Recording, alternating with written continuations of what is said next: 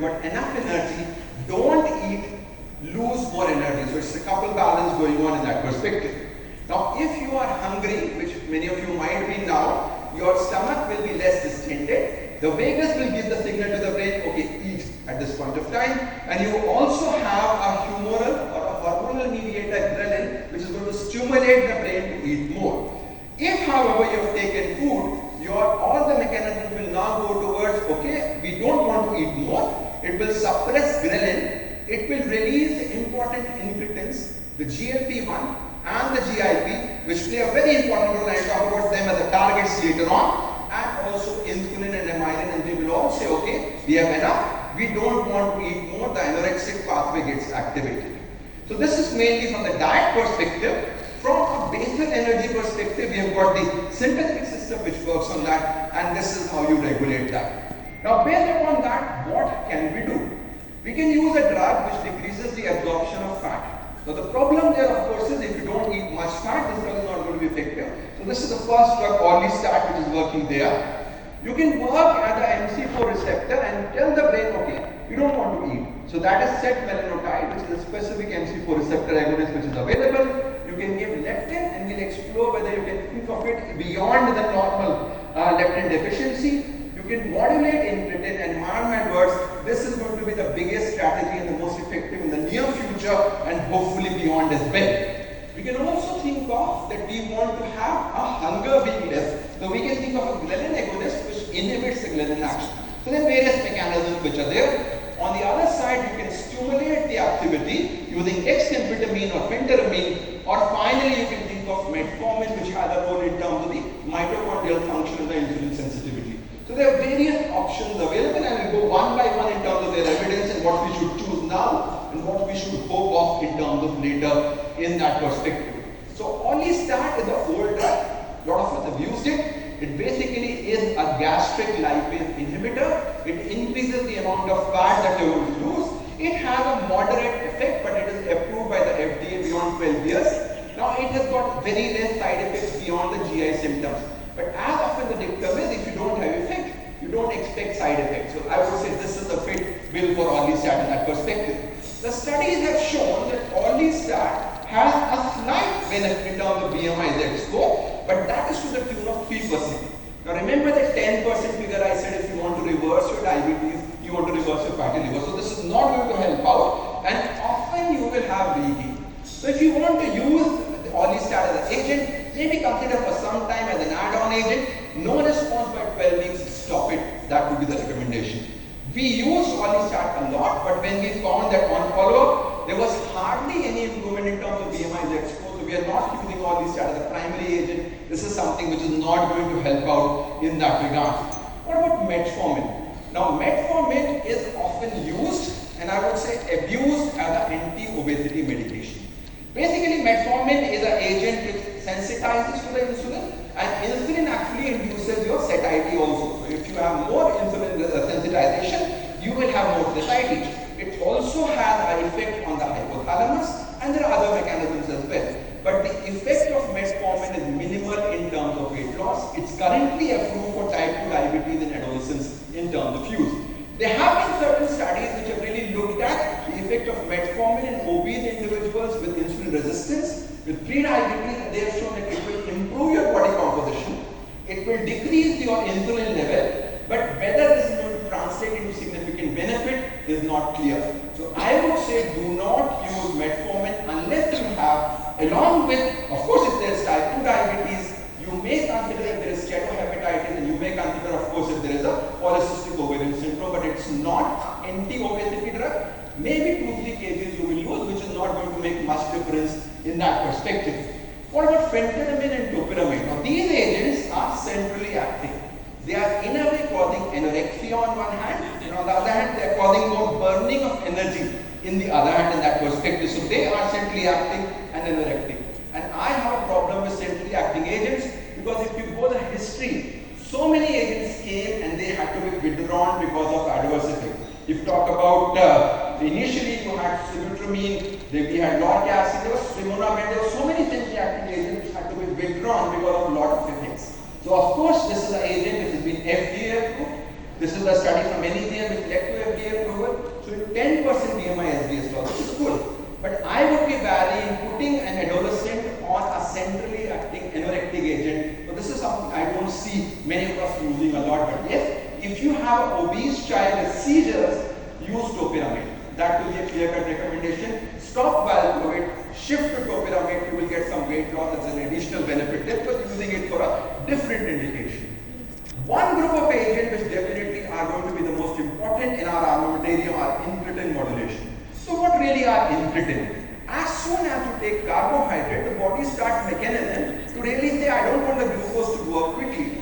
So what it does is that it releases the GLP-1 and GIP. This GLP-1 will do everything to decrease the glucose rise. It will tell the stomach, okay, hold on, go slow, gastric emptying will become slow. It will go to the hypothalamus, you've got enough glucose, don't eat more. It will go to the pancreas to produce more insulin, and it will suppress glucagon in that perspective. And all of these four effects will have a benefit in terms of weight.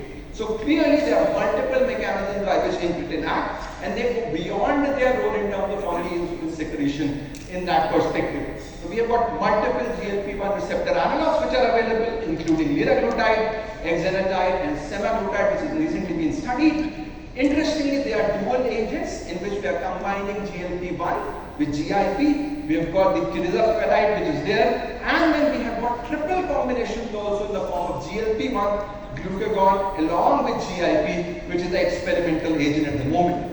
So liraglutide was the first agent which was approved as far as use in adolescents based upon this data. And what we can focus on that you have a 7.6% decrease in BMI SDs.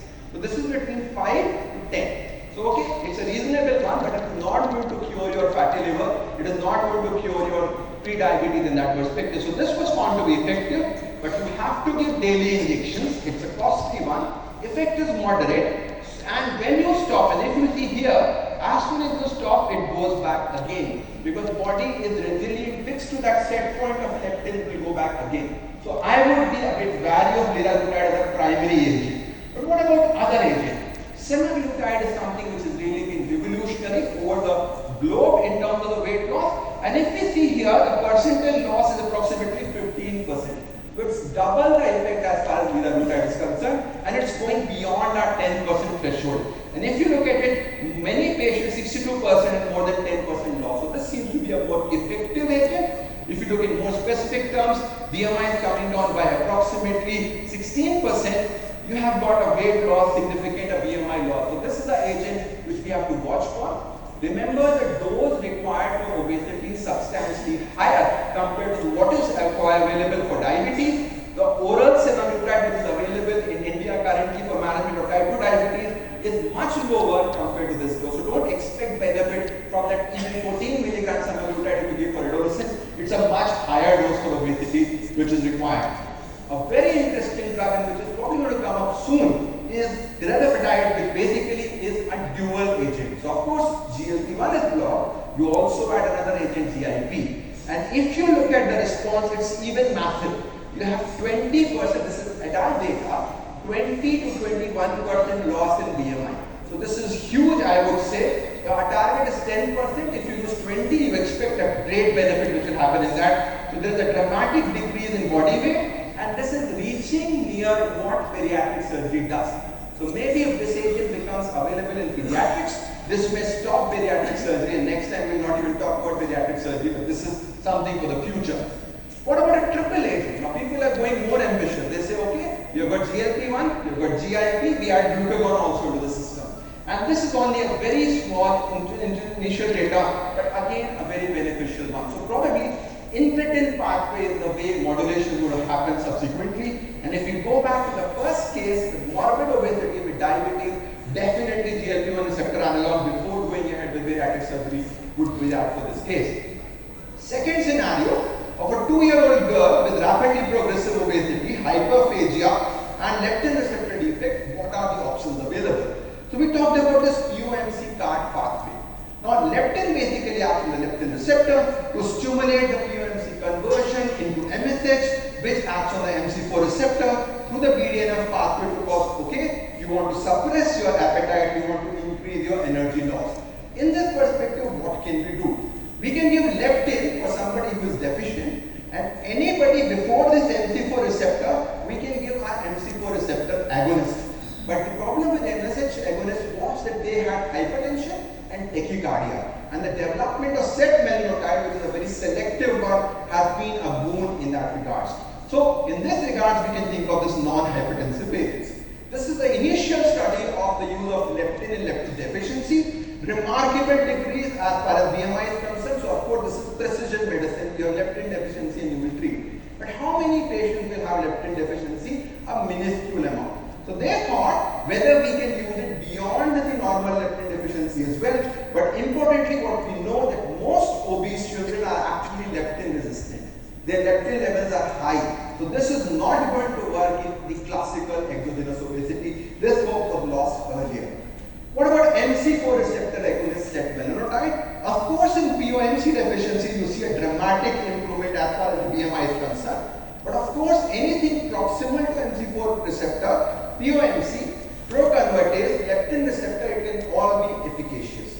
If you have partial defect in MC4 receptor, still it may work in that perspective. And there is a big question whether you can use it in exogenous obesity the way GLP-1 receptor analog has been used or not. Now, if you go this data on MC4 receptor, and interestingly they took obese controls as well. So what they see in 1 month, obese controls also lost 3 kgs. So this is an interesting data to me. They haven't mentioned much on that, but even normal obese control who did not have genetic defect responded to setmelanotide. So I think over the future they are studying in 60 genetic conditions, and they are also trying to work out in normal obesity. This is the second drug, I would say, beyond semaglutide, which you will hear a lot in terms of management in that regards.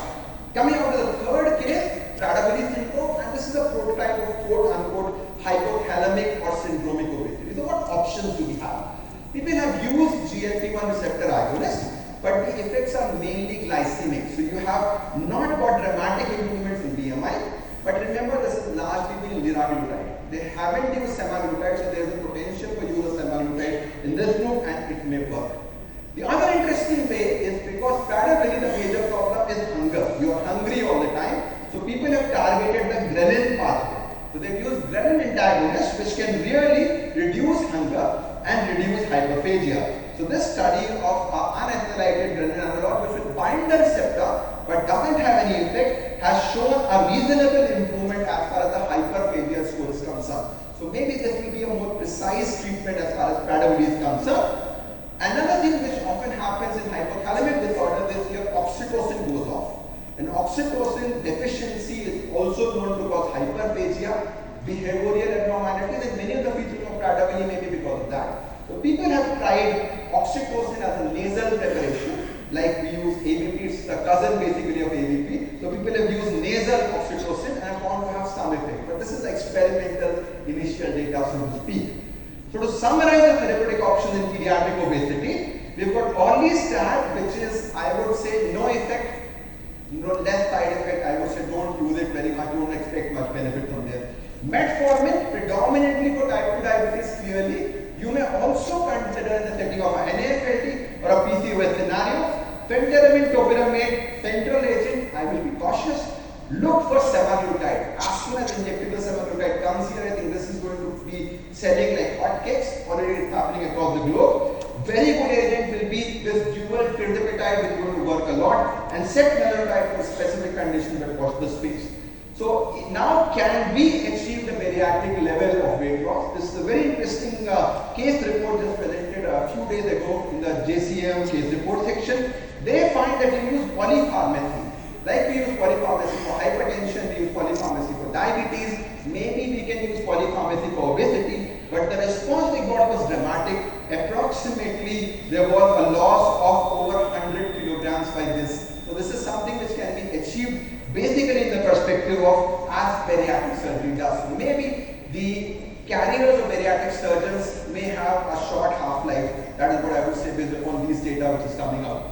So now we have safe, selective and effective options. If you think of exogenous obesity, think semaglutide. If you think of monogenic, setmelanotide will be the option in that regards. For syndromic, Prader-Willi like situation, oxytocin may be a condition which you can think of in that regards. And watch the space for the dual GLP-GIP analog, which is going to do a lot of work on that. So I would say clearly the main message here is that don't consider obesity to be a lifestyle issue. Don't consider morbid obesity as just simply a cosmetic issue. It's a disease, and like we treat diabetes, like we treat hypertension, start thinking in that mindset, and that will become important. And I'll thank all of you for patient hearing and all of you for inviting me to